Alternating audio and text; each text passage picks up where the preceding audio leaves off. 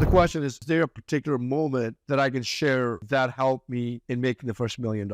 And the answer is yes. The critical point on that one was that, as I explained in the podcast, I sold the business to corporate Caros at less than half the price so that we could sell the land at a significantly higher price than if I was the landowner or I was a business owner. So selling a business at a reduced price, making the Caros corporate as the tenant was the critical point or the critical decision that helped us make the first $1 million. Salim Development Group. Hello, everyone. I am Tahir Salim, your host, the CEO of Salim Development Group. And today I want to talk about how I made my first $1 million. And we'll go through the different segments, such as the journey, the success, and all the obstacles that were in the way that we had to overcome. So I want to talk about how I started the first project. And before I started my first project, I was working with the city of Los Angeles as an engineer in the environmental engineering department / public works. Anyway, I was the driving force. I was the leading partner, but I did have a junior partner with me, but I was the leading partner, and I got into the venture of trying to build a new restaurant in Marietta. But before I did that, there were a lot of things that we needed to do. We needed to get qualified with a franchisor, which I did. We need to get a bank on board. It would be lending the money, or I needed to get the franchisor to give us approval on which type of plans we're doing. So anyway, it was a long journey, but anyway, we had to get everybody on board, and we did. So I'm going to talk about the obstacles in particular on the project where I did make over $1 million.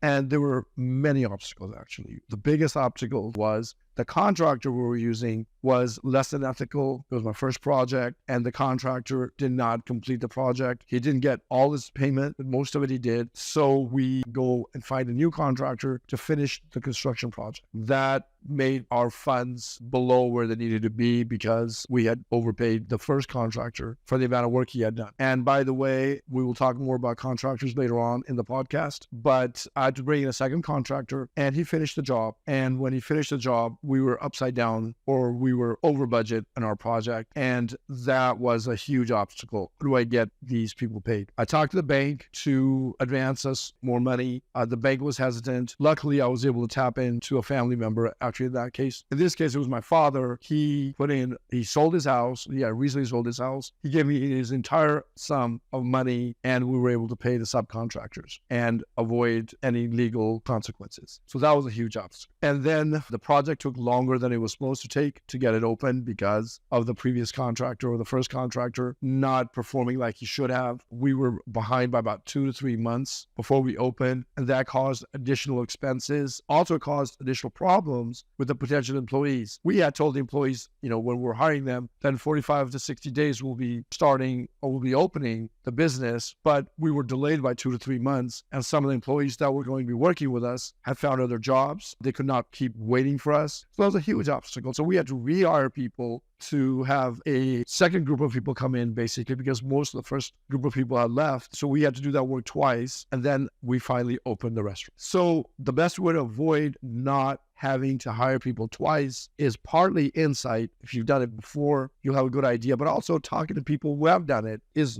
huge, because when you're doing it the first time, you think that you'll be open in 60 days, maybe 90 days, and it may take another 50, 60, 70 days. So if you talk to people who've done it, they can share with you, if you're at this stage of the project, then how far along are you and when will you be open? So in order to make the $1 million, I needed to sell the business and the restaurant. And the business, we decided to sell back to the Caros corporate. They were giving me pennies on a dollar, but we finally negotiated and came up with something a little bit more reasonable, but it was sold way below market. And the reason it was sold below market is the second part of the transaction, which was selling a real estate. When we were selling a real estate to a real estate investor, the real estate investor wanted a very strong tenant, and there would be nobody stronger than the corporate for that franchise. And by selling it below market, we were able to get the corporate to be the tenant. And that was the key point in getting a deal done with the buyer of the real estate. Looking back, that was a critical point. But that was a huge obstacle, getting paid less than half of what I would have been paid if we had sold it to the outside business buyer. But by selling the restaurant to the corporate, Caros corporate, we made less than half the money in the business side, but on the real estate side, we did really well. And that was a critical point. And that was a huge obstacle. It was a mental obstacle. Why are we selling to something that's worth twice as much as what we're getting? So, working through that was instrumental. So if you're a new investor or a developer or a business developer, the insight's very difficult to have without having gone through it once or twice, if not more, because there are so many nuances on these transactions. And I think getting help from someone who already knows what they need to do or what they've done this in the past, that would be very helpful. Talking to other franchisors would be helpful. Talking to other developers would be helpful. But obviously talking to people who can guide you is huge. So I think I would advise someone to talk to someone who can guide them. So the other thing I want to talk about is the importance of education. The importance of education is huge because we had to negotiate, or I had to learn how to do leases, and then afterwards how to do leases in more detail, specific to restaurants, learning how to negotiate with the bank in order to try to increase the loan, learning how to negotiate with the franchisor. These were skills that I developed very quickly because I had a really good education background.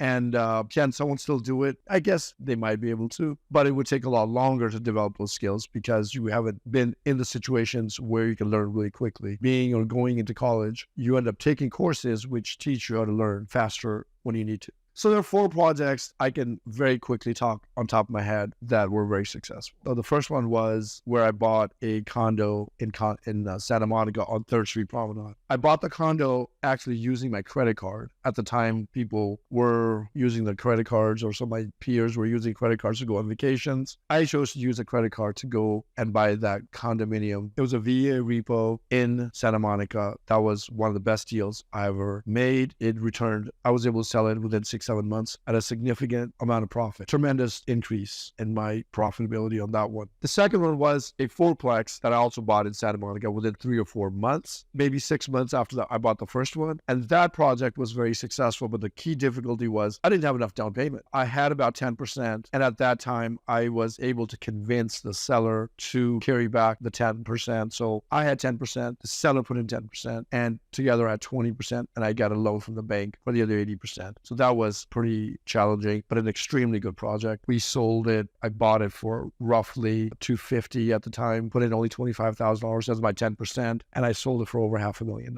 That was, my money was more than 10 times. The profitability was more than 10 times the money I put in as a down payment. And that was only after a couple of years, 2-3 years. So anyway, that was a very, very, very challenging to convince the seller. But anyway, the other 2 projects that were very successful were the Wiener Schnitzel in Marietta and a Caro's in Marietta. I've already talked about the Caro's in Marietta, but the other one was a Wiener Schnitzel in Marietta. And the key challenges over there were that when I was buying the Wiener Schnitzel in Marietta land, the seller would not negotiate on the price. He said, this is the price, either you take it or you leave it. And I did the analysis, and I thought the location was awesome. In fact, it's been one of our best locations. We still are operating in that restaurant. Anyway, I bought that property at full price, thinking that, at this point, it's worth spending the money that they're asking. And that was a very critical decision. Getting over that mental hump of paying the full price was difficult, but it was the best decision I ever made. So one thing we're conditioned as business owners or business developers is to negotiate. And if someone offers us a property or something for $100, our natural instinct is see if we can buy it for $65, $70, $80, $90. We rarely buy for $100. But my feeling is, or what I've developed over years, is not just look at how much reduction can I get, but look at the potential of the way it is without making any concession, without having the seller make any concession. What if the seller is offering you a property or a deal that's very fairly priced to begin with? They didn't inflate it. And I was able to recognize that eventually and get over that hump of trying to reduce the price. And again, that has been one of our best projects out of all the projects that we've done. So I want to emphasize the fact that if you can get over the hump of paying full price at times, that'd be very good for your success. Very strong point that I have in comparison to other people is I not only make decisions very quickly and usually pretty good decisions, but I convey those decisions to my broker very quick. So oftentimes when I make an offer or I get a counter offer, let's say I got a counter offer on Monday evening. Well, by Tuesday Tuesday morning, I have an answer. And if I got an offer on Tuesday morning, Tuesday afternoon, Tuesday evening, I got a counter offer or counter offer. That's really fast. A lot of people are taking 3, 4, 5 days, sometimes even a week and a half to get back. And when you get back very quickly, you eliminate the deals that are lost by just time. And more deals are killed by taking too much time than anything else. When you respond quickly, it shows enthusiasm, shows that you want the deal, and the seller is likely to engage with you much more because you're engaging. And the moment a buyer stops being engaging, the seller would as well. So anyway, getting back has been very, very helpful. And the last thing I also want to tell you is it also shows seriousness and commitment on your part when you respond very quickly. So it's good to make decisions quick, and it's very good to get back to the broker or the seller as quick as you can. Okay, guys, we did some polls. Last week, we have some questions from the audience, and we're going to answer those questions.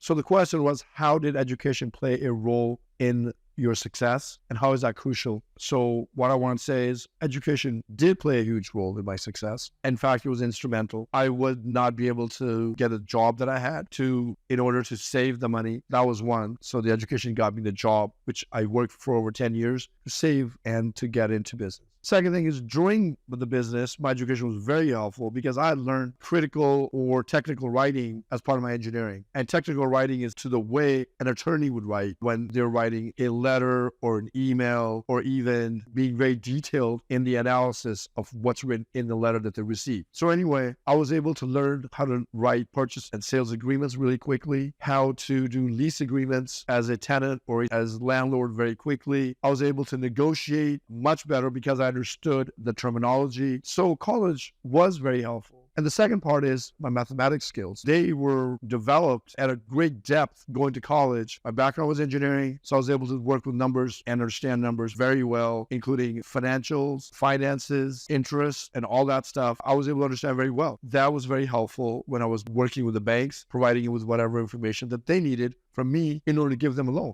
I could have taken whatever my accountant gave me to the bank. Whatever accountants give you is not enough because you got to be able to explain all the irregularities or explain that some of these expenses are one-time expenses. So understanding yourself and explaining it yourself is far more valuable than your accountant just giving you 2 or 3 sheets of paper that you send to the bank. The question is there a particular moment that I can share that helped me in making the first $1 million? And the answer is yes. The critical point on that one was that, as I explained in the podcast, I sold the business to corporate Caros at less than half the price so that we could sell the land at a significantly higher price than if I was the landowner or I was a business owner. So selling a business at a reduced price, making the Caros corporate as the tenant, was the critical point or the critical decision that helped us make the first $1 million. Yeah, so the question is, in terms of mentors, how did I approach and find mentors, and how did they influence my success? So I tried to network as much as I can, or as much as I could. It was very difficult to find people who were really good mentors. So to be honest, I had to just really talk to the other peers and not really have a true mentor. And looking back, if I had to do it over again, I would try to find someone who knew a lot more than I did at that time and spend more time with that person. The question is, what advice I have for someone who is just starting in real estate and wants to make their first $1 million? Well, my advice is, don't think it's going to happen in 1 or 2 years. It may take 5 to 7, maybe 10 years. So patience, that would be one advice I give. And secondly, to make sure they're making money right now and they're saving money right now. Because if you're not making money and you're not saving money as we speak, you're never going to get the opportunity to make that $1 million. So the question is, how do I stay motivated on challenging and difficult times? It's very simple for me. I don't look at what I'm going through. I always think about when the problem is solved, when the issue is resolved. So I'm always looking at the results, even though they haven't materialized, but in my own mind, they kind of have. And so basically, I visualize myself as being successful and overcoming whatever obstacle there was, and it puts me at ease. Thank you guys for this week's podcast. I am glad that I was able to go and discuss how I made my first $1 million, what was the journey, journey? What are some of the obstacles? What did I do to get over some of the obstacles? And what were some of the important aspects of the projects that I've done? Thank you for joining us. See you next week. Make sure you're following on all social media platforms. Join my Discord channel. Link is in my bio. See you guys next week.